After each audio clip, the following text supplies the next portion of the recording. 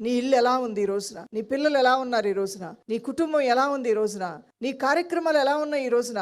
నువ్వు పనుల్లో చాలా సక్సెస్ఫుల్ పర్సన్వి, నీ బిజినెస్లో చాలా సక్సెస్ఫుల్ పర్సనాలిటీ నీది. నువ్వు డిగ్రీలు సంపాదించి నీ ఇంటలెక్చువల్, నీ జ్ఞానంతో సరిపోలిస్తే అనేక మంది జ్ఞానం కన్నా నీ జ్ఞానం అమితమైనటువంటి జ్ఞానమే, కాదంటలేదు.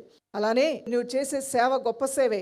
సేవ చేస్తున్నావు కానీ అంటే ఆ వైఫై కనెక్టివిటీ ఉంది అని చూపిస్తుంటుంది, కానీ అక్కడ ఆ కార్యక్రమాలు కానీ ఆ సిగ్నల్ అంది అక్కడ వర్క్ ప్రారంభమవటం కానీ ఏమీ ఉండదు. అంటే పైకి నువ్వు భక్తుడిగానే ఉంటున్నావు, బైబిల్ పట్టుకొనే ఉంటున్నావు, విశ్వాసంలో ఉన్నట్లుగానే ఉంటున్నావు, పాటలు పాడుతున్నావు, సేవ కూడా చేస్తున్నావు.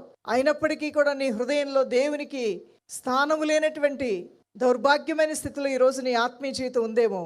నీకు అర్థమవుద్ది, నీ స్థితి ఏంటో నీకు అర్థమవుద్ది, తప్పకుండా అర్థమవుద్ది.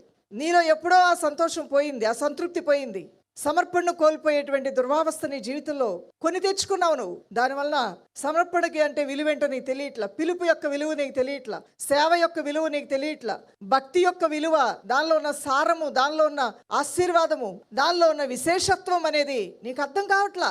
అందువల్లనే నువ్వు అతి సామాన్యమైన వ్యక్తిగా నీ బ్రతుకుని ఈడుస్తూ నువ్వు ముందుకు వెళ్తూ ఉన్నావేమో. ఇది నీరు లేని బావి లాంటి స్థితి దేవుని బిడ్డ.